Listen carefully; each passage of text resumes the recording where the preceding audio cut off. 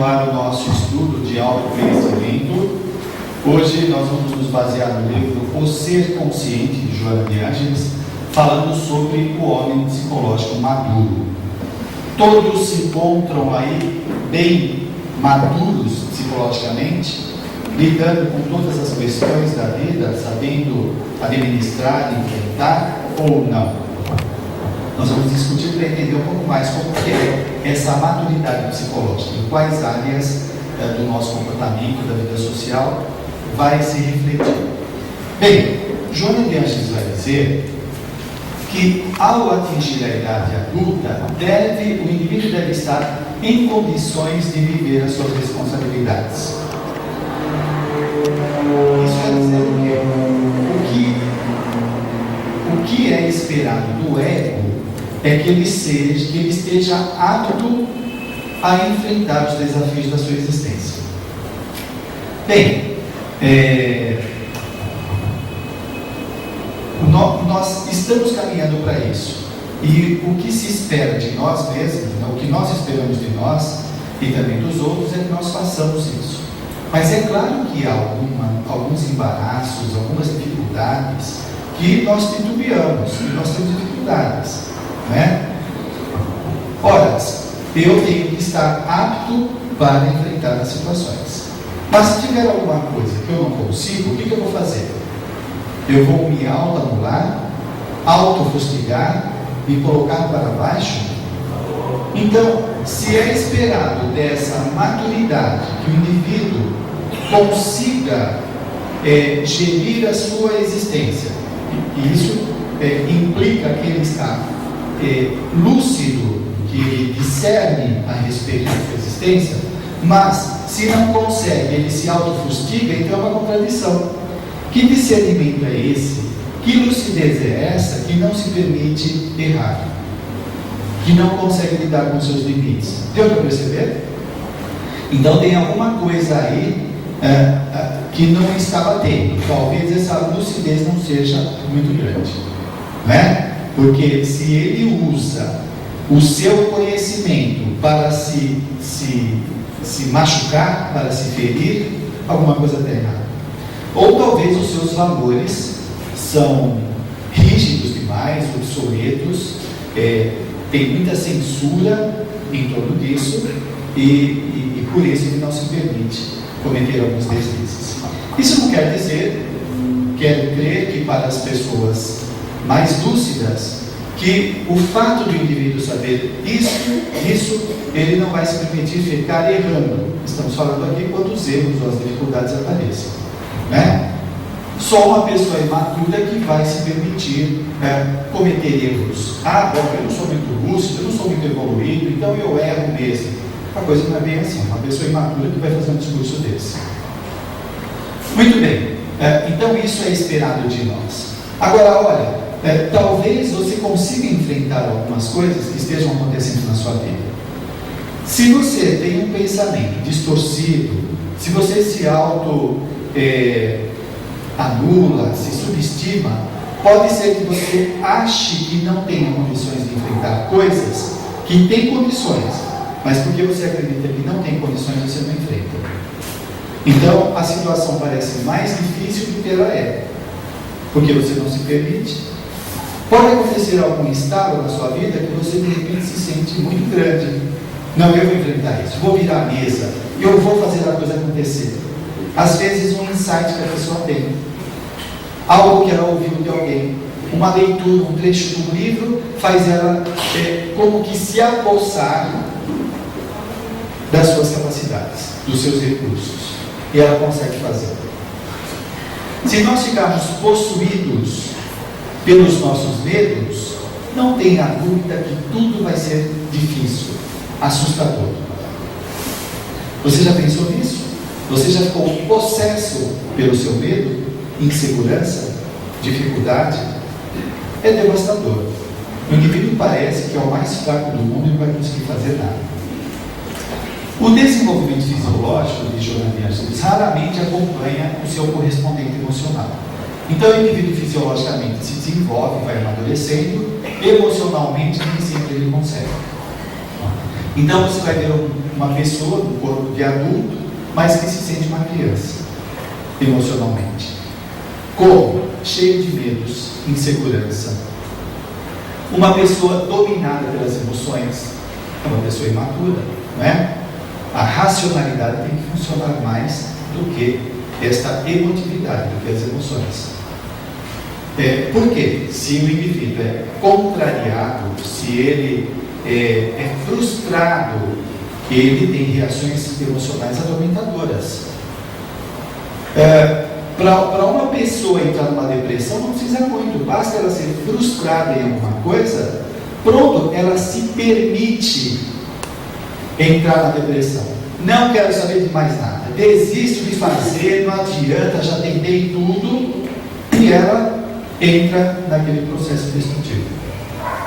Ou qualquer outro comportamento exacerbado emocionalmente. O período infantil alonga-se e predomina, no caso desse, tornando a personalidade instável, atormentada, insegura, depressiva ou agressiva. Então, essas alterações de humor constante já está revelando um pouco dessa personalidade. Todos nós temos oscilações. Tem os dias que estamos em alta, em baixa, em alta e baixa, né? Existe um certo controle sobre isso. Nós não somos reféns das emoções, mas tem gente que é muito. E essa instabilidade, então, está mostrando que ela está com dificuldade de lidar com algumas coisas. Às vezes, uma coisa que teve um tempo que eu me interessava muito por autoestima. E era comum algumas pessoas acreditarem que aquelas pessoas supostamente confiantes, agressivas, que falam um monte de coisa na cara dos outros, que elas tivessem uma autoestima boa. E não tem. Elas têm uma autoestima muito baixa, mas por causa desta instabilidade, desta insegurança, a pessoa compensa essa instabilidade através da arrogância, através da prepotência. Então ela se apresenta como se não tivesse medo de nada. Fala um monte de coisa na cara dos outros, soltando, né, os seus bichos, e quem olha fala, olha, esse tem uma autoestima. Não, está muito fraca essa autoestima, está muito doente. O que se espera de uma pessoa de autoestima elevada e uma pessoa equilibrada é que ela seja gentil, que seja compreensiva, etc. Né? São características aí da pessoa madura. Alguém que quer agredir o outro, que quer machucar, colocar para baixo, certamente está doente. Não tem nada de equilíbrio aí. Bem, graças à sua constituição emocional e orgânica, na vida infantil o ser é egocêntrico. O que é esse egocêntrico? Voltado para si mesmo. O mundo gira ao seu redor. Então é aquela pessoa que tudo que ela faz é só para beneficiar a si mesma. Ela sempre chama atenção para ela quer ser atendida dos seus interesses. Se ela faz uma obra social, é para atender o seu egão. Tudo tem o objetivo de atender o seu eu. Ele está falando aqui dessa predominância do período infantil, e isso se estende até a adultidade ou a maioridade que nós estamos. Né? Se esse egocentrismo domina a nossa personalidade, se ele é um traço forte da sua personalidade, você precisa trabalhar isso, porque isso caracteriza a imaturidade. Né? Por que os seus desejos, os seus interesses precisam ser atendidos? Isso vai trazer o quê? Vai trazer paz, confiança, alegria? Não é isso que acontece. Então, é um desejo, uma centralização doentia, que não traz compensações. Agora, nós temos resíduos. Né? Se você não tem isso tão acentuado, pode ter um pouco. Então, como que você administra isso? Que mais? Passado esse primeiro período, a pessoa se faz ególatra. O que é ególatra? É cultuar o próprio eu. Se não fosse eu nesse centro, as coisas não aconteceriam, viu? Se não fosse eu nessa empresa, se não fosse eu nessa casa, se não fosse eu em todo lugar, né? Eu sou o máximo. Maravilhoso. Né? É o culto da própria personalidade. O indivíduo precisa, e se ele recebe o aplauso dos outros, melhor ainda. Mas não é muito importante, porque os outros também não são tão importantes, né? Se eu sou o máximo, quem são vocês? Quase nada, né? Então, essa é a egolatria. É o indivíduo que precisa desses olhares, ele é dependente dos outros. Então, olha como isso atormenta a personalidade, né? Uma pessoa dessa consegue viver só, assim, só? Estar em contato consigo? Provavelmente não. Ele precisa de holofotes em cima dele. Senão ele não sente, ele não vive. É como ela diz aqui, o indivíduo vai se isolar socialmente, considerando os outros como pessoas descartáveis. É interessante isso, né? Também avaliar qual é a relação que nós temos com o outro. O outro na sua vida é um epifenômeno, autossecundário, sem importância, apenas para atender os interesses. Então o indivíduo ainda não despertou a consciência, ainda ele está nesse estado de sono, né? Da importância da interação, da inter-relação social. Tem uma pergunta? Alô? A personalidade histriônica, ou antigamente chamada de histérica, é aquela personalidade que ela quer ser o centro da atenção, ela quer chamar a atenção, e ela tem comportamentos muito exaltados, muito coloridos, muito dramáticos, tá? Então, assim, ele pode ser ególatra ou não, mas esse comportamento específico do histriônico, ele tem essa característica de dramaticidade. E ontem no programa de quarta-feira, eu estou apresentando um caso que vai nessa próxima quarta de comportamento histriônico. Por que esse indivíduo se apresentava como histriônico? Isso está no livro Nos Domínios da Mediunidade, no livro Milhões Partidos de Novo Caso de Comportamento Histérico. Nesse Nos Domínios da Mediunidade, na vida passada, ele fazia parte de uma quadrilha organizada pelo pai da vida atual, e eles roubavam pessoas nas estradas. Quando ele desencarnou, ele foi preso por espíritos desordeiros e foi levado para as trevas e hipnotizado. Não falou que tipo de hipnose que fez. A sequela disso é que ele reencarnou como uma pessoa histriônica, tá? Agora você imagina, o estágio que o indivíduo faz nas trevas deve ser dantesco. As marcas que devem ficar no psiquismo são muito fortes, né? E ainda mais a hipnose que os espíritos fizeram na cabeça dele. Então ele volta na existência atual, desde o momento da concepção, ele já tem alterações orgânicas, etc. Muito bem, continuando. Oi, tem uma pergunta? Mas a bipolaridade é mais grave, né? Aí já tem componente orgânico. Assim, eu vou acreditar que essa alteração orgânica é porque o psicossoma dele, o perispírito, já tinha alteração desse desequilíbrio de humor, e isso tem afetado a formação do corpo novo. Então ele tem essas alterações muito bruscas e muito severas, né? Aqui nós estamos falando de casos mais brandos. Aí já seria um transtorno mais grave, me parece. Bom, para uma pessoa dessa, o sentido da vida permanece estrito ao círculo estreito das aquisições de coisas, né? E a sujeição de outras pessoas aos seus caprichos.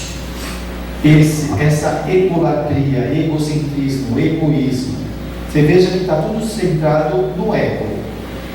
O ego é o centro de tudo. Em nossa imaturidade, nós temos a impressão que, atendidas as nossas necessidades, nós seremos mais confiantes, mais felizes, um monte de coisas. E por mais que o indivíduo tenha, não é suficiente. Ele sempre precisa de mais. Então, o centro do equilíbrio não está nele. É uma coisa paradoxal, né? É claro que ele tem que permanecer centrado, equilibrado. Mas quando ele sai desse egão de encontro ao outro, é que ele começa a crescer. E começa a ser desenvolvido coisas internas diferentes desse egocentrismo. O altruísmo, a fraternidade, a empatia, né? Ele começa a ver o outro. E isso é altamente salutar para a sua saúde. Coisa que o egocentrado não consegue ver. Bom, nós vamos falar um pouco mais disso. Os velhos paradigmas. Todos sabem o que é paradigmas? Sim, mais ou menos, ou sim, realmente? Paradigma é um modelo de vida, um modelo de fazer ciência, não é? Um novo modelo. No caso dos novos paradigmas na ciência, é a nova forma de ver a relação do indivíduo com a ciência. Então, nós temos modelos pessoais. Se você tem um modelo castrador, se a sua mãe castrava as suas intenções, a sua criatividade, o seu pai cerceava os seus movimentos, o modelo que você tem de família é esse. E família é uma droga. Família só serve para enterrar o nosso crescimento. Para essa pessoa, para outras não. Família é muito ótima. Então são modelos. E quais são os seus modelos pessoais? Que está alicerçado nas suas crenças, convicções, concepções, ideologias, etc. Os velhos paradigmas e modelos sobre o homem. Quais são esses velhos paradigmas? Ela cita no outro momento que eu não trouxe aqui. A visão que se tinha do homem é que ele era fruto da hereditariedade, da cultura, da influência familiar, etc. Tudo isso tem um peso na formação da personalidade, mas não é só.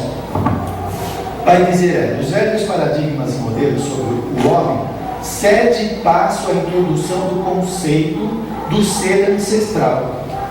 Não dá para compreender a personalidade somente a partir da genética, da influência ambiental, a mesologia e da formação, tanto formal como informal, da escola, dos nossos pais, etc. Ela vem trazer aqui esse conceito de ancestralidade, ou seja, as vidas anteriores.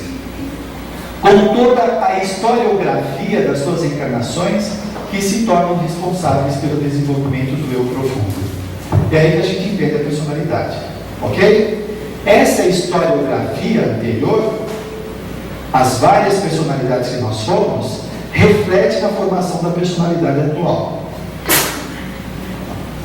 Então, esses traços desta historiografia são muito fortes em você. Aliás, é um convite que eu faço. Eu vou fazer esse encontro Amigos da Boa Nova que vai ter. Eu vou falar justamente sobre isso, sobre ficar em cima do muro ou mudar, que vai ser 10 de abril lá no evento da Espaço Prisma, o evento da RBN. Muito bem, as pressões psicossociais, ambiente, educação, lutas e atividades aparecem contribuindo de uma ou outra forma para a realização das metas ou preparação delas, ou reparação delas, em razão dos processos de mérito ou débito de que cada um se faz portador. Olha essa outra variável. Deu para perceber? É claro que o ambiente, educação, lutas, etc., influenciam na personalidade. Mas, o que acontece? Por conta dos méritos e débitos que nós trazemos, isso vai refletir na nossa interação social e de como essa sociedade influencia nós. Méritos e débitos, ok? Vocês vejam que a lei de causa e efeito está presente constantemente. Então o indivíduo ele não nasce acidentalmente, não. Por conta do seu karma, da sua ficha kármica, vai ser programada a sua existência naquele ambiente familiar, social, etc. Cultura, etnia, condições financeiras e tudo mais. Tudo isso é previsto na programação reencarnatória. E, além disso, a gente poderia dizer que tem uma parasocialização, porque antes do indivíduo reencarnar, ele é levado junto dos seus pais, é preparado esse encontro, a programação. Então isso é uma parasocialização, uma socialização antes da socialização intrafísica. Quando nós falamos, eu não pedi para nascer nessa família, eu não pedi para estar nessas condições. Vocês lembram daquela do índio Juruna? Quer que eu mostre a gravação? Quer que eu ligo a gravação? Então os benfeitores nem poderiam fazer isso. Quer que eu mostre para vocês? Se você pediu ou não? Quer ver? Aí vai ver lá nós chorando, implorando. Veja o livro Reencarnação Divina Bênção, onde o autor ele demora 26 anos para programar a reencarnação dele. E ele lá, um dia, numa audiência com os benfeitores, implorando, chorando, para voltar a reencarnar. Porque ele não aguentava os tormentos que estava vivendo das lembranças dos malfeitos que ele praticou.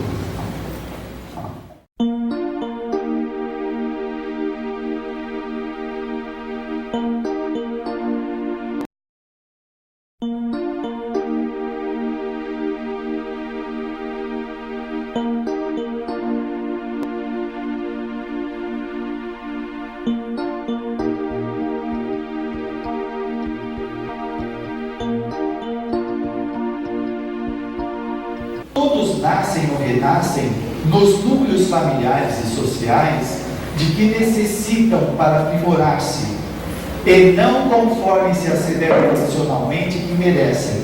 Deu para entender? Está claro? Não é um discurso nosso? Eu nasci onde eu mereço. Não, ainda não merece. Por enquanto só necessita. Se merecesse, talvez nascesse numa condição melhor. Não é?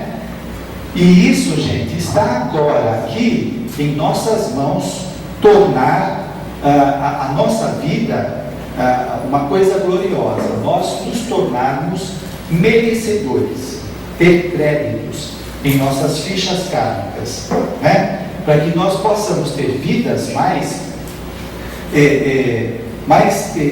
direcionadas ao nosso crescimento. Olha só, quando nós falamos aqui desse período infantil, ególatra, egocêntrico, egoístico, o lance é o seguinte: como nós seremos na próxima existência?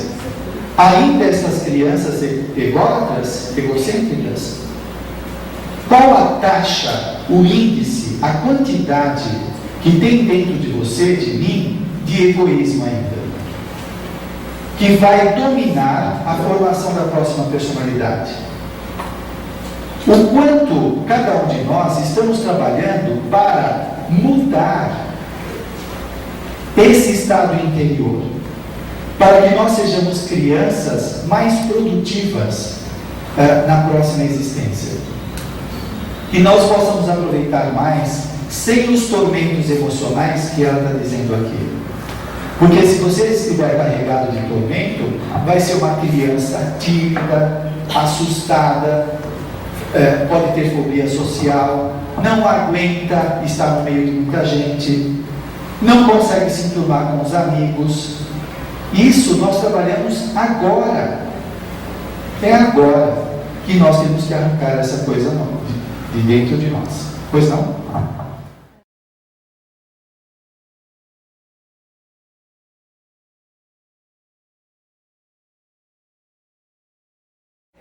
Olha, eu acho isso muito variado, porque nós não conhecemos a ficha da pessoa, porque está cheio de pessoas anônimas que estão fazendo trabalhos transformadores, não é? Na sociedade.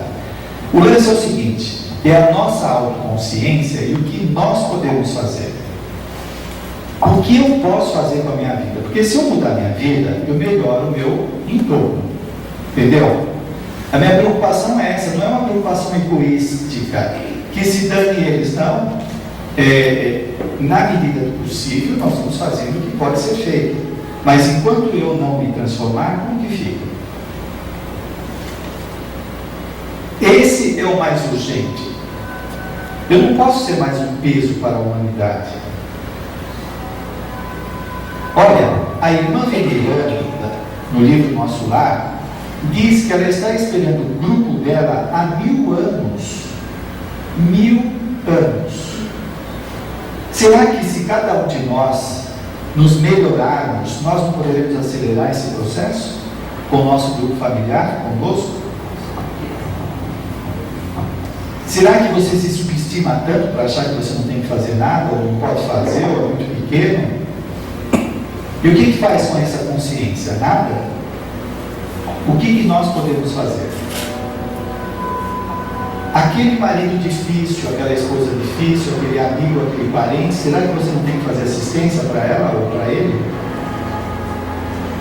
Por que foi programado esta reunião? Se nós nos preocuparmos só conosco, aí volta o egocentrismo. Essa busca da melhoria é para fazer mais assistência, é para ajudar mais. E isso vai trazendo mais bem-estar, mais equilíbrio, mais felicidade para a pessoa. Olha só, todos nascem ou renascem nos núcleos familiares e sociais de que necessitam para aprimorar-se. Então, esse grupo que nós estamos está nos ajudando ao aprimoramento. Se eu alimento ideias equivocadas, eu não vou aproveitar isso. Eu vou ver esse grupo como um empeço do meu crescimento. E aí eu estou perdendo tempo, vida. A maturidade psicológica tem um curso acidentado, feito de sucessos e repetições, por formar um quadro muito complexo na individualidade humana. Então, não vamos desistir. Ela vai chamar aqui a primeira maturidade que vamos desenvolver, que é a afetiva, maturidade afetiva. É quando o ser deixa de ser captativo, absorvente, de querer só para si, por fenômeno atávico, que nós trazemos aí da nossa história ancestral, para tornar-se ablativo. Ablativo é que oferece, é que faz em favor do outro. Então, a maturidade afetiva vai se caracterizar por isso. Em síntese, deixar de pedir para nós para fazer ao próximo. Ok? Isso é maturidade afetiva. Estamos pedindo só para nós, rezando só para nós. Na caixa de vibração só colocamos o nosso nome, repetimos várias vezes, o nível até imprime, né?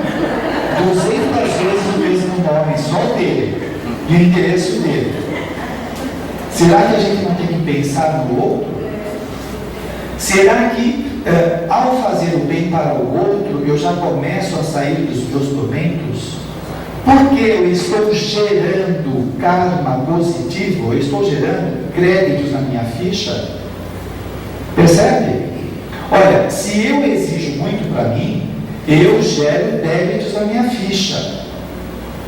Se eu recebo muitos recursos da vida, eu tenho que dar conta desses recursos. E se eu uso mal, vai para a minha ficha de débito. Se eu gero crédito, Se eu estou fazendo bem, eu vou gerar coisas melhores para mim. Da posição receptiva e egoísta, profundamente perturbadora, surge a necessidade de crescer e ampliar o círculo de amigos. Na sua condição de animal gregário, surgindo as primeiras expressões de amor. Começar a pensar no outro. Ok? Expande o sentimento afetivo e compreende que o narcisismo e o egoísmo somente conduzem à autodestruição, à perturbação. O narcisismo é aquela pessoa que se acha, ela é o cara, entendeu? É só ele, tudo para ele, ele é o bom, ele sabe tudo. E egoísmo, querer tudo para si. Então, o indivíduo, nesta maturidade afetiva, ele vai saindo desses tormentos, pensando mais no outro. Olha, gente, vamos treinar esse fazer o bem para o outro. Talvez até aquela moedinha que você dê para a pessoa que peça, é um treino, né? Se você não consegue fazer uma coisa um pouco mais incrementada, talvez é um exercício pessoal e até de querer o bem para a pessoa, de dar aquela moeda. Ah, mas aí vem todo aquele discurso, você está alimentando isso, não sei o que lá. Então o lance é o seguinte: como você pode treinar a sua característica poblativa de dar, de sair do seu egoísmo? Como? Treina, vai marcando a sua personalidade com este exercício. Nós precisamos fazer isso. Não podemos ficar nesse eterno discurso. Quando eu me aposentar, eu vou trabalhar. Quando eu me formar, eu vou fazer isso ou aquilo. Será que não é agora? O que nós podemos fazer? Uma pergunta aqui.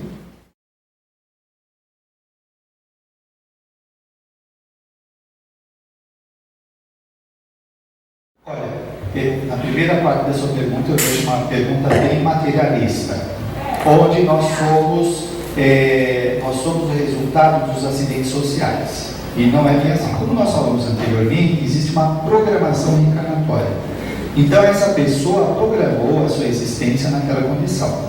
Por quê? Porque provavelmente ela fez bem o oposto disso e hoje ela quer praticar, exercitar, extirpar da sua personalidade aqueles traços que ela traz que são perturbadores, né? Usando uma ideia de Allan Kardec que tudo se encadeia, digamos que a necessidade dela de reencarnar nessa condição também propicia as pessoas ao seu entorno a se mexerem, a fazer, a melhorar a sociedade.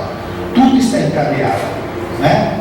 Isso retrata a nossa imaturidade social, que pensa só nos interesses pessoais, tal, pensa na educação, etc. Percebe que existe um encadeamento? Ela está dando a chance de você também se exercitar, de fazer o bem, mas ela não está lá só por causa de você, para te dar a chance de você fazer o bem. Ela está por causa dela. Então há esse encadeamento, percebe? Isso acontece dentro de casa. Então o filho que nasce deficiente, ele nasce só para ensinar os pais? Ele também tem culpa no cartório. Ele que provavelmente gerou essa deficiência. Então ele está espiando. E ao mesmo tempo os pais estão passando por uma prova de auxiliá-lo. E provavelmente esses pais estavam implicados na deformidade que ele apresenta. Percebe o encadeamento? Bem, então o indivíduo desenvolvendo aqui a maturidade afetiva, ele vai desenvolver a empatia. O que é empatia? É isso aí, se colocar no lugar do outro, não é? Então aí já é uma boa caminhada, saindo do egocentrismo para ver o que acontece no outro. Então aí tem sensibilidade, né? Sentimento, sentir-se, condoer, ter compaixão por aquilo que acontece com o outro. Então já é uma boa caminhada. Agora, a pessoa fria ou ególatra, tal, ela pode dar explicações que ela inventa, que a psicologia chama de racionalização. O que é a racionalização? É justificar o seu comportamento errado, por exemplo, de não ajudar. Então ela fala, não, eu vou dar esmola porque eu vou alimentar esse comportamento de pedinte. Tem que avaliar. O lance é o seguinte, não quero entrar no mérito. O lance é este auto-mergulho do indivíduo falar, bom, eu genuinamente, eu não quero dar, porque eu estarei alimentando uma condição paupérrima, ou é o meu egoísmo? O que eu estou fazendo? Eu acho bom a gente fazer essa verificação e não usar esse estereótipo, esse jargão social para justificar provavelmente um egoísmo pessoal. Se você está fazendo de boa intenção, quando você dá a moeda, olha só, gente, você está mandando energia para a pessoa. Aquilo pode ter um efeito transformador. Bom, não vou entrar. Vamos falar de maturidade.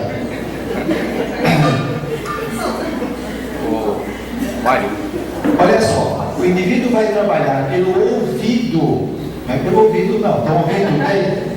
Pelo esquecimento de si mesmo com a lembrança constante do próximo. Gente, vai falar isso para o egoísta, para o egocêntrico, ele começa a se remexer. Ele fala, isso é besteira, é bobagem de religião, de filosofia. Ele não suporta isso, né? Esquecer de si mesmo e pensar no outro. Agora, o neurótico também, quando fala de esquecer a si mesmo, ele já quer se espezinhar. Ele se subestima, se anula. Como? Não é isso. Não é isso. Ele tem que se tratar, se amar, gostar de si mesmo, estar muito bem equilibrado para poder melhor ajudar. Não é se anular. Quanto mais ele faz isso, ele sai desse egocentrismo, mais ele lúcido se torna, consciente, afetivo. Ele se sente muito melhor. Então, que tal nós começarmos a pensar no outro dessa forma? Mas não vamos esquecer a nós mesmos, como propôs Jesus, não foi isso? Amar ao próximo como a si mesmo. Quem aspira por ser amado, mantém-se na imaturidade. Durma com esse barulho. Quem aspira a ser amado, mantém-se na imaturidade, diz Joana de Ângeles. Mas cá com os nossos botões, nós queremos ser amados, não é? É claro que é bom, que mexe com o nosso ego, pode servir como incentivo, uma série de coisas. O lance é se tornar dependente disso. Aí a coisa já entra na doença, né? Eu liguei para você, eu mandei um torpedo para você, você não mandou um torpedo para mim. Pronto, já é motivo para guerra. Se eu faço uma vez, tem que fazer outra também, né? Eu dei um presente, você tem que dar um presente. Aí já começa a ter a dependência. A afetividade é o campo central para a batalha entre as diversas paixões de posse e de renúncia, de domínio e abnegação, ensejando a predominância da doação plena. É aí onde começa a gente viver todas essas coisas, esse fervilhar interno, né, dessas paixões. Renúncia, domínio, abnegação, posse, que nós todos ainda estamos emaranhados nisso, mas vamos trabalhando.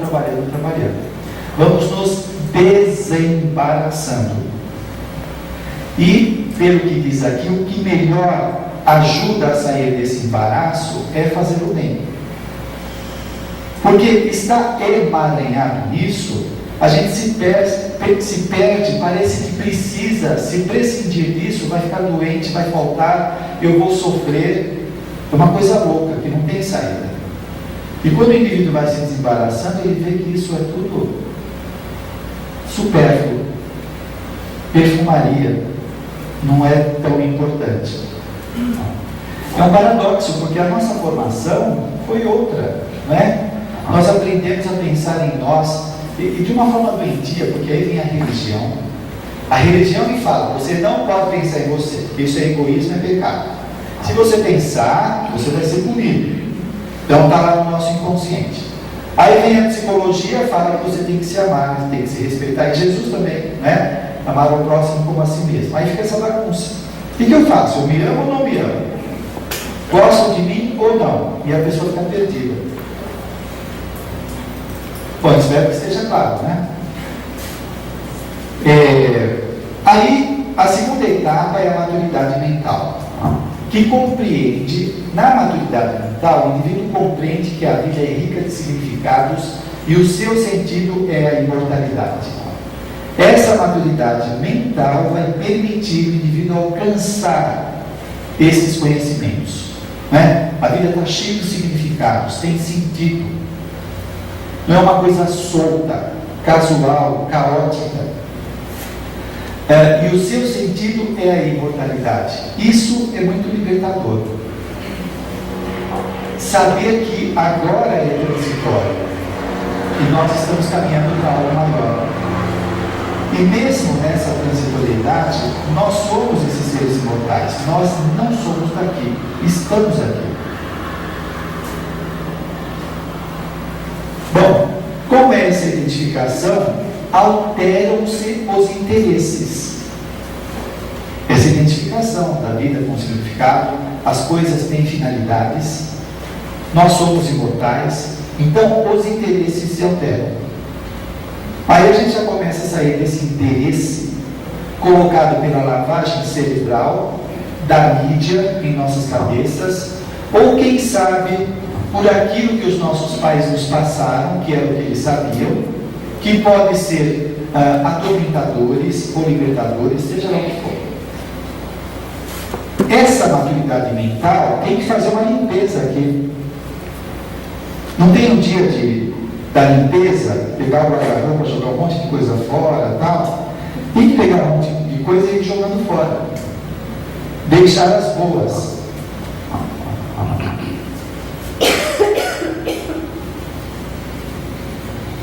A Joana de Ângeles fala que esse amadurecimento mental ele só se adquire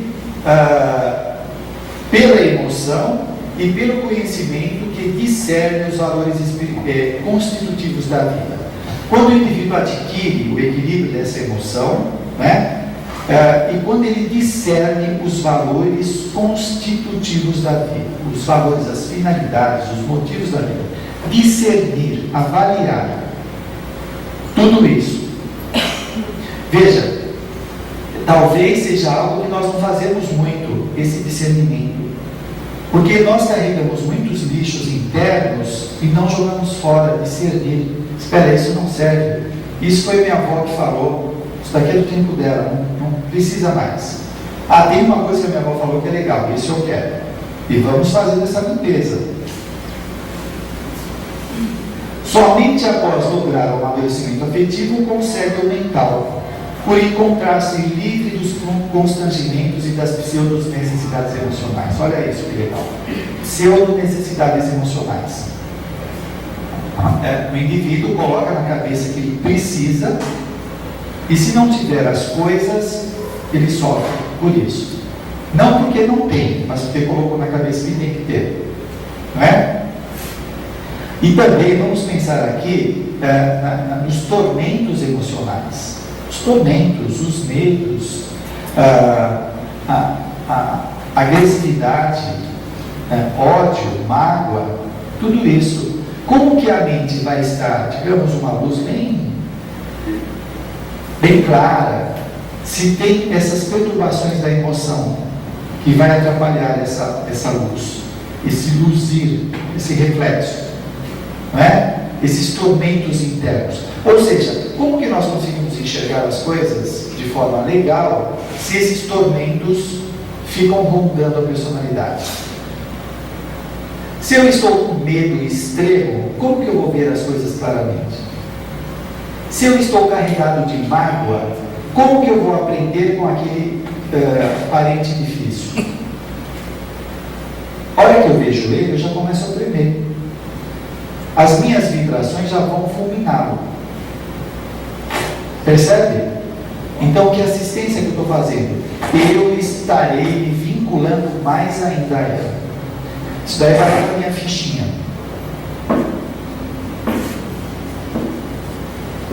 A aquisição da razão é relevante por ser o princípio ordenador, responsável pela formação do discernimento, que reúne em um só conjunto as diferentes conquistas intelectuais, a fim de que possa utilizar o pensamento de maneira justa, real e compatível com a consciência. Então, essa razão ordenadora, ela coloca ordem nas coisas, prioridades, escolhas, né? Coloca ordem. Não acontece impulsivamente, desordenadamente. A mente está lá para colocar ordem, saber o que precisa ser feito. A razão proporciona a superação do fenômeno infantil da ilusão. A razão é esse ajuizamento, esta avaliação que nós fazemos das coisas. Nós avaliamos. Então saímos dessa ilusão, das fantasias infantis, responsáveis pelo sofrimento. Não é? Por exemplo, uma fantasia infantil. A minha mãe me colocava de castigo porque gostava mais do meu irmão. E eu fico com essa fantasia sofrendo, me martirizando. Então a razão vem aí e fala: espera aí, avalia, conversa, veja, verifica se é isso mesmo.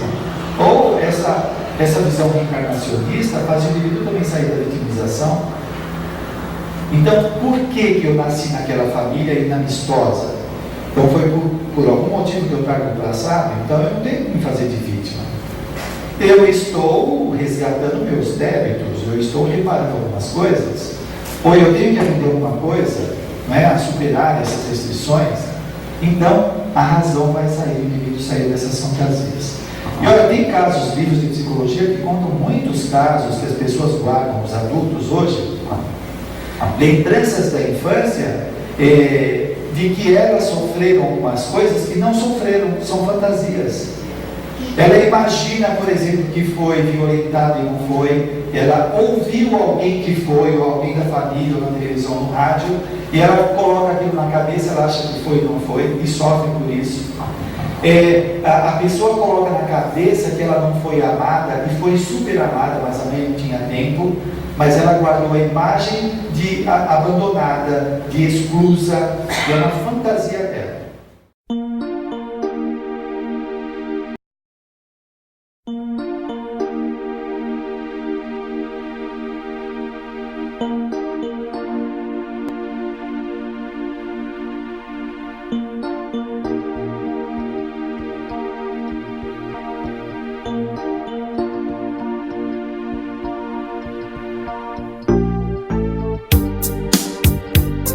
Agora nós vamos falar sobre a terceira maturidade, que é a moral. Maturidade moral. O que é a moral? Bom, sem complicar muito, são as regras da boa conduta. Regras da boa conduta, não é? Ela é responsável pela superação dos instintos, das sensações grosseiras e imediatistas. Isso quer dizer o quê? Que o indivíduo não vai mais viver instintivamente. Ele não vai ser arrastado pelo instinto. Tem aí a razão, que faz escolhas. Ok? Então é a regra da boa conduta. Aí nós poderemos relativizar isso também e dizer: bom, mas como que é a conduta numa sociedade doente? Como é a conduta numa sociedade amadurecida? Nós temos um modelo Jesus que tem lá um código de boa conduta. O Allan Kardec vai falar isso, falando sobre a moral, o que é essa moral, não é? Então nós temos modelos, paradigmas mais acertados, melhores quanto a essa conduta que nós devemos ter, né? Nós temos noção do que é certo e errado ou não temos? Se o cara da padaria devolve um troco a mais para você, pegar o dinheiro é uma boa conduta ou má? Você achar um dinheiro na rua ou, sei, como que você se comporta com isso? Aí nós vamos vendo esse código de conduta pessoal, como que funciona em várias situações, não é? Nós temos noção disso e precisamos aprimorar, porque é aí que a coisa pega.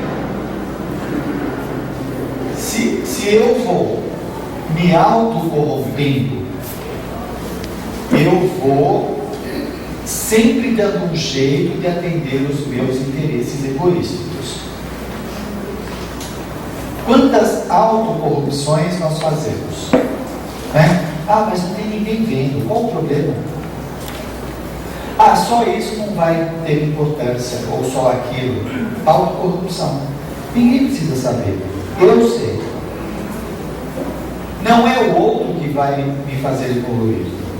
Sou eu. Aí eu faço um monte de besteira, depois desperto um pouquinho a consciência, aí eu fico com culpa de tudo aquilo que eu fiz errado. Para eu limpar estas culpas, vai ser uma coisa, vai ser um trabalho danado.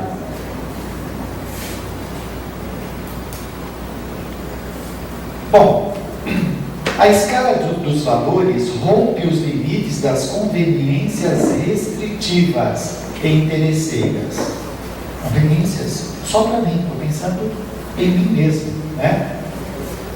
Para apoiar-se nos códigos da ética universal. É bom para mim e para você. Ok? Tem que ser assim. E isso começa a incomodar, não é? Incomoda, deixa nestas tendências que nós trazemos, que parecem que são boas, que precisamos, mas não precisamos. A maturidade moral liberta o indivíduo por despedaçar os códigos da hipocrisia e das circunstâncias que facultam o desenvolvimento do egoísmo, da vaidade e da autocracia. Autocracia, ele é guiado por ele mesmo. O interesse soberano são os deles, né? Então, esses códigos vão liberando o indivíduo destas restrições, desses limites, e pensando mais no outro. E olha, a lei de causa e efeito está aí. Nesse estágio anterior, de pouco desenvolvimento moral, onde eu penso em mim mesmo, como que fica a lei de causa e efeito? É claro que depende da consciência para a lei influenciar a vida do indivíduo, né? Vigiar na vida da pessoa. Qual o grau de consciência e de responsabilidade? Despertou a moral? Olha só, nós começamos a acelerar o processo. Despertou a moral. Eu não vou pensar só em mim mesmo. Pensar no outro. E quando eu começo a fazer, eu começo a melhorar. Eu estou gerando recursos em minha existência, lei de causa e efeito. Estou fazendo consciente, gerando merecimento e por aí afora. Equilíbrio. Ela diz que essa realização moral vai alargar as possibilidades do crescimento ético, estético e espiritual. Estético está relacionado à beleza, né? A estesia. Uma pessoa atormentada, ela vai ver beleza onde? No cifrão, nas posses, somente nisso, né? E olha que coisa, o indivíduo que começa a entrar nessa condição, ele começa a ver belezas, então ele tem ganhos com isso maiores do que só as posses. O indivíduo pode estar com uma cifra muito grande no banco, mas ele está depressivo. O que ele faz com essa cifra grande? Ele não consegue atenuar a situação. Eu lembro de uma ocorrência que aconteceu com meu irmão. Estava jogando Corinthians e Palmeiras. E é claro que eu sou corintiano, que é o melhor time que tem, etc. E o que acontece? O Corinthians ganhou do Palmeiras. Aí o meu irmão ligou para um amigo nosso, para brincar, né? Ele ligou e falou: e aí, fulano, tudo bem? Querendo dizer, seu time está perdendo. Aí esse amigo falou: tudo bem, eu tenho 1 milhão na minha conta tenho dinheiro para fazer qualquer coisa, para mim está tudo bem, para você. E o meu irmão, praticamente desempregado. Aonde eu queria chegar? Que esse empilhão dele não conseguiu aplacar a frustração dele. Tá certo? Não conseguiu aplacar. Não conseguiu torná-lo sereno. Ele estava exaltado por causa do time dele. Então o dinheiro não conseguiu resolver o problema. Ok? O meu irmão estava feliz porque o time dele estava ganhando. Estava duro, mas estava contente naquele momento. Alegria passar.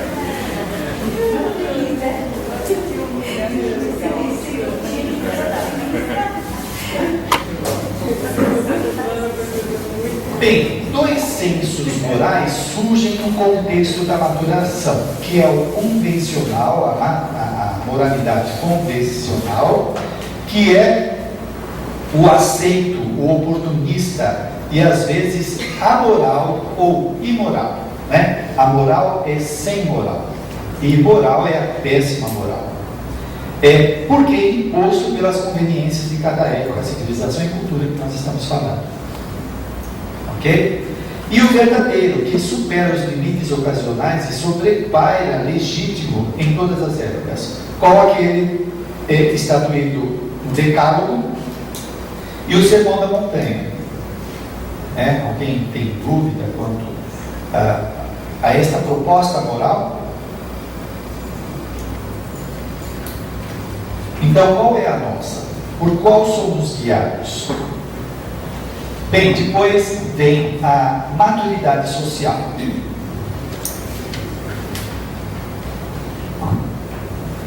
E ela vai surgir como natural depois das conquistas anteriores, porque o indivíduo se autoconhecendo e autotrabalhando, ele se torna harmônico no meio social. Ok? Percebe a lógica? Aí tem a maturidade social. Ele consegue interagir bem na sociedade. Ele se autoconhece e se autotrabalha. Como que ele se autotrabalha? Eu não consigo me aproximar das pessoas, porque eu sempre acho que eu sou inferior, que elas falam melhor do que eu. Eu tenho que trabalhar isso. Eu não sou inferior, eu sou igual às pessoas. Eu vou começar a dar a minha opinião, vou começar a falar. Então eu vou exercitando a minha autoafirmação, o meu autovalor e por aí afora. Eu vou me trabalhando. Não espere que isso aconteça na sua vida. É você que tem que fazer. Qual é o seu limite, a sua dificuldade? Qual é o seu traço, o seu mega-traço? Você trabalha isso? Ou é conduzido por esse traço negativo, que é o pior de tudo, né? E é claro que uma pessoa numa condição dessa tem uma relação harmônica com a sociedade, não é como aquelas que ficam atirando pedra e não faz nada. Olha esse governo, olha esse partido, olha esse movimento, e não faz nada, só fica reclamando. Não é uma pessoa consciente, né? É uma criança que fica berrando, assustada com o mundo lá fora e não faz nada. O mínimo, não precisa sair e salvar o mundo, porque tem gente que quer salvar o mundo, né? Eu vou pôr ordem nesse mundo. O adolescente é assim, né? Eu vou mudar tudo isso. Espera aí, o que eu posso fazer? Então tem um artista, no Rio de Janeiro aparece muito isso. A pessoa faz balé, ela pega as crianças da comunidade e vai ensinar balé. O outro é músico, ele pega as crianças e vai ensinar música, e por aí afora. Este, sim, é uma pessoa acordada, compromissada, né? Está fazendo a parte dele. Você não tem um talento desse? Não importa, o que você pode fazer? Você pode fazer alguma coisa. E será que está fazendo? Então é assumir isso, não é? Às vezes, você não pode sair de casa, mas você pode mexer com o computador, manda e-mail para as pessoas. Eu sei que é né? Lê muitos e-mails, a maioria eu deleto tudo, mas de repente você pega um nicho que gosta aí e você está ajudando pessoas, ou está alertando, alguma coisa nesse mundo de hoje é possível fazer. Então ele se torna uma pessoa compreensiva, líder natural, proporcionando bem-estar em sua volta e alegria de viver. Mostra-se, ele mostra um comportamento cooperativo. Não é compelida a dominar o grupo e não se sente rejeitada.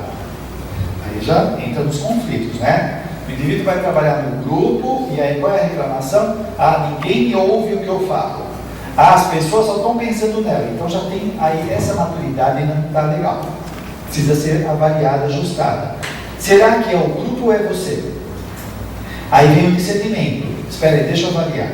E nenhuma pessoa que mandou um e-mail, eu não sei se ela mandou e-mail ou ela ligou na rádio. E ela dizia, não é possível, todos os centros que eu vou, todos, as pessoas não gostam de mim. Elas acabam sempre dificultando as minhas atividades. Eu falei, se são todos, será que são eles o problema ou você? Foi na rádio, né? Será que são os outros ou é?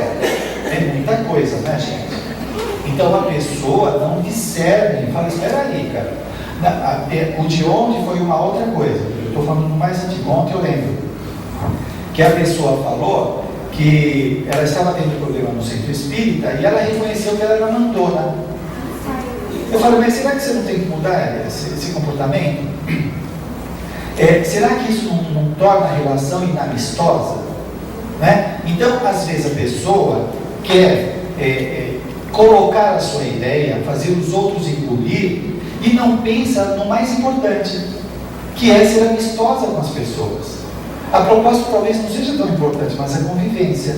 É o que a irmã Sidufo fala para nós nos preocuparmos com a causa e não com a casa. E tem gente que está preocupado com a casa. As normas aqui são assim, tem que ser desse jeito. E nem se preocupa com as pessoas. As normas estão acima das pessoas. É esquisito.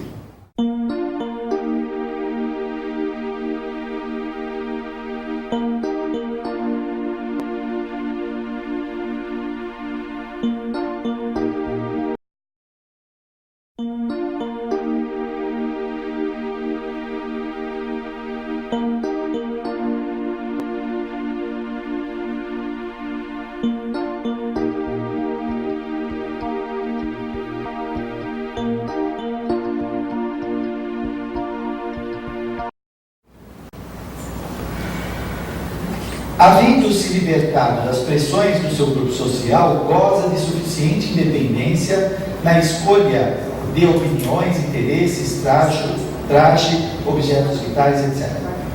Ok? Nos outros, coloca em primeiro lugar as qualidades.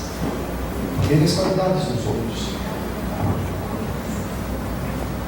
O ser imaturo, diz Joana de Ângeles, é ambicioso, apaixonado, frustra-se, irrita-se sempre, mata e mata-se, porque o significado da sua vida é o ego perturbador infinito, circular, estreito e sem metas, circulares, gira só em torno de si mesmo, estreito, só em si, não consegue interagir.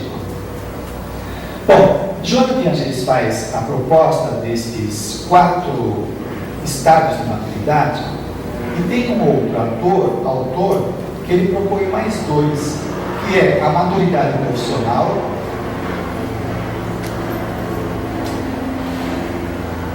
que ele vai falar que é um importante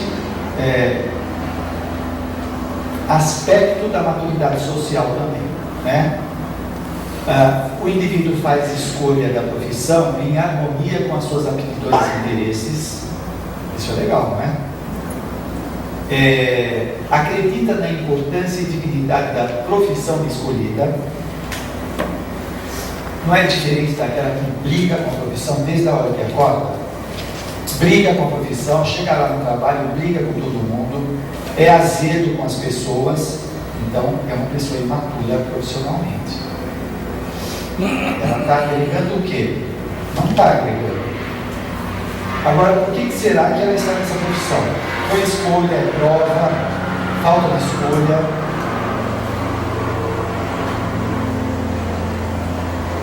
é capaz de superar, olha só, os períodos de monotonia da ocupação sem considerável perda de rendimento. Não tem gente que trabalha 15 horas e sai do trabalho acesa, não chega de ideias ainda para fazer? Tem outros que trabalham 4 horas e saem arrastado, guinchado da empresa. 4 horas. Não chega em casa e não faz mais nada, desmaia, não é? Então, não tem alguma coisa errada aí? Essa pessoa também despreparada, ela chupa as energias, ela assimila tudo.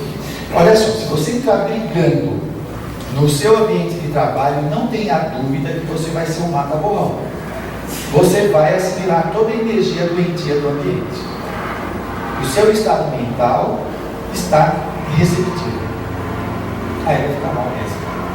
Como que essa pessoa vai produzir? Não vai. E falando também do trabalho do centro espírita, a pessoa que vai por obrigação. Hoje é dia de passe, puxa, não posso comer carne. Já briga o dia inteiro, né? Aí sai meio que arrastado, chega no centro com aquela cara de paisagem, para não falar outra coisa, e vai atender os outros povos. Né? Imagina o trabalho dos benfeitores. Tem que ver uma equipe inteira defumar ele de ponta a ponta. Nem passa adianta, né?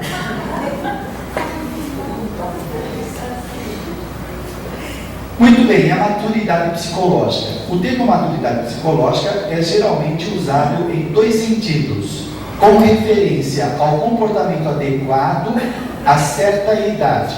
Comportamento adequado a certa idade. Nós vimos lá que muitas vezes a infância se estende até a maioridade, né? Aqui o indivíduo estaria encaixado. O indivíduo com 30 anos vai se comportar como 30 anos, 50 anos. Você não vê, às vezes, um cara de cabelo branco, com 50 anos, 60 anos, que parece um adolescente? Ele está aí fora do eixo, né? E isso traz uma série de constrangimentos, coisas desagradáveis. Pode ser que tenha algum conflito interno, ela passou por uma perda, ela tenta compensar isso de alguma forma. E isso não é legal. Tem que saber se adaptar, o que não quer dizer que uma pessoa de 60 anos vai ser uma pessoa carrancuda. Não tem nada a ver, tem gente que associa a idade com infelicidade. E ao contrário disso, algumas estatísticas que eu andei lendo sobre comportamento humano, muitas pessoas, já a partir da terceira idade, são mais felizes do que as pessoas mais jovens. Porque já tem uma outra relação com a vida. Então não existe essa relação, né? De ser velho e já acabou tudo. Não é bem assim, não.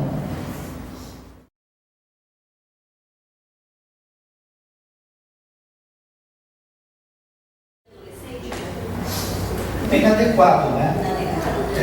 O pai é um adolescente e a mãe também. Então eles estão brincando de casinha. Entendeu? Então fica brincando, vamos pôr isso, vamos ver como fica. Agora tira, agora passa da toma. Aí ela no shopping, aí quando alguém fala, olha, eles ficam todos contentes. A criança nem sabe o que está acontecendo direito, né? E os pais ficam resultantes. Mas cria na criança também ruim, não é? Claro. Bom, então ele falou aqui esse sentido e com relação ao padrão de reações correspondentes ao modelo e à expectativa dos adultos. Também é uma imagem falsa que o indivíduo tem de si mesmo, né? Ele cria um padrão de acordo com as reações dos outros, ele vai se comportar daquele jeito. Então aí mostra uma certa imaturidade. Bem, voltando um pouco na questão da imaturidade, Joana de Ângeles fala que superar o estado egocêntrico para tornar-se útil socialmente caracteriza o rompimento com o círculo familiar da infância e abre-se à comunidade, que é a grande escola da vida. Não tem algumas pessoas que dizem, a minha família, minha esposa, meu esposo e os filhos. O resto não é mais nada. Bom, a cabeça dessa pessoa deve ser um pouco maior do que um alfinete, né? Porque para considerar sua família é um egoísmo tremendo, egocentrismo. A nossa família é composta de milhares de pessoas. Os nossos amigos do trabalho podem fazer parte do nosso grupo karma, do nosso grupo evolutivo. Então é muito maior. Então a gente tem que sair desse bairrismo, dessa coisa pequena, e pensar em algo maior. Aqui também, do ponto de vista psicológico, algumas pessoas não saíram da casa paterna. Ainda continuam as crianças, que precisam dos adultos. E que fica repetindo aquilo, né? Os americanos, mesmo alguns europeus, aqui no Brasil, infelizmente isso está condicionado à grana, né? As pessoas que têm mais grana, os filhos vão chegando 18, 17 anos, eles vão morar sozinhos, vão fazer viagem, vão para outro país. Isso é muito importante para o desenvolvimento. É claro que precisa de grana, né? Bem, alguém quer falar alguma coisa?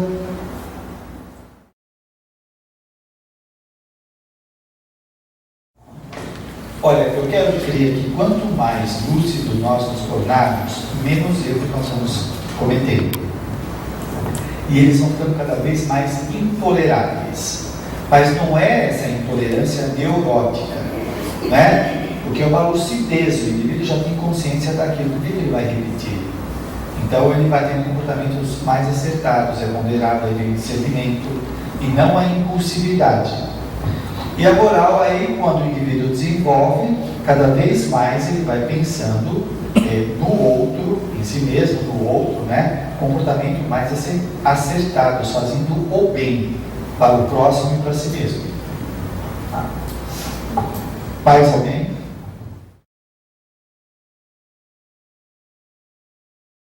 Talvez você esteja atribuindo a ele a responsabilidade que é sua, né? A projeção é isso, você está achando que ele está te fazendo uma coisa que é você que está fazendo. Então, aí vem o quê? Quando ela falou aqui dessa maturidade social, o indivíduo se autoconhecer para saber o que está fazendo, sou eu ou é o outro? E mudar o comportamento. Deixa eu ver aqui, ela falou de dois aspectos.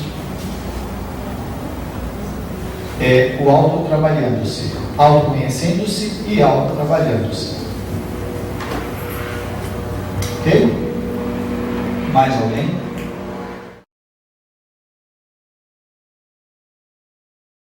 Isso é uma coisa que nós estamos treinando, né? Até nós chegarmos lá. Agora você veja, ainda nós sentimos a necessidade da reciprocidade, né? Agora tem que ver se isso gera uma dependência, muitas vezes angústia de não haver correspondência. Nós estamos ainda treinando tudo isso. Agora vocês vejam, provavelmente os casamentos, eles têm a finalidade de treinar a afetividade. Se nós não tivéssemos casamento, como que nós viveríamos? Então o casamento obriga as pessoas a estarem juntos, entre aspas, essa obrigação, né? Existe um compromisso. Então o casal se juntou, aí vem os filhos, tem que cuidar dos filhos, existe um elo lá, uma ligação, atando essas pessoas. Quantos queriam pular fora do casamento? Mas tem um aprendizado a ser feito lá. Será, no livro dos Espíritos fala que nós não temos sexo.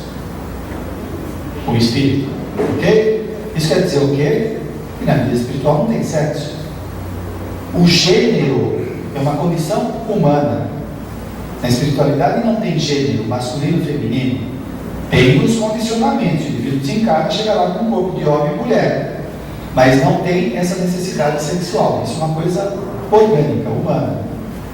Então, como que será nos mundos mais adiantados? Será que são as famílias do jeito que a gente conhece? Se não tem gênero, não precisa ter a união homem e mulher, não é? Então, são uniões mais amplas. E por que a gente vai? Por que tem família? Você casa com uma pessoa, mas aí vem a família, vem os primos, tios, e isso vai fazendo a gente cada vez mais aprender a se relacionar. E esse grupo familiar vai aumentando, mais pessoas vão reencarnando lá. Percebe que existe uma proposta atrás disso? Mexendo com a nossa afetividade, a sociabilidade, tudo isso, nós estamos treinando constantemente. É muito interessante, né? Muito bem, ninguém tem mais nada a falar, questionar, refutar.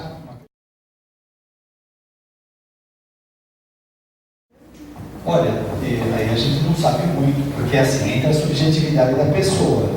O que ela sente? Só ela sabe. É difícil da gente mensurar isso, né? O tormento que a pessoa vive. Quem está de fora pode falar que é isso, você dramatiza muito, aguenta um pouco mais. Só que provavelmente a pessoa não aguenta mais, ela está se destruindo. Então, tem os prós, os contras, a lucidez, a ficha kármica, eu acho que tem uma série de variáveis aí, não é? Agora, o que a gente sabe, assim, que é muito falar, que invariavelmente a pessoa está adiando o compromisso. Agora tem que levar essas considerações anteriores. Se ela está adiando, será que dá para aumentar um pouco mais? Será que ela está dramatizando ou não? Tudo isso tem que ser verificado. Porque você pega uma pessoa com pouca tolerância à frustração, um pouco para ela parece muito. Você pega uma outra pessoa, muito para ela é pouco. Aí vem também a envergadura do indivíduo, né, do espírito, a maturidade ou imaturidade. Mais alguém? Então, muito obrigado, atenção de vocês, tenham uma boa semana.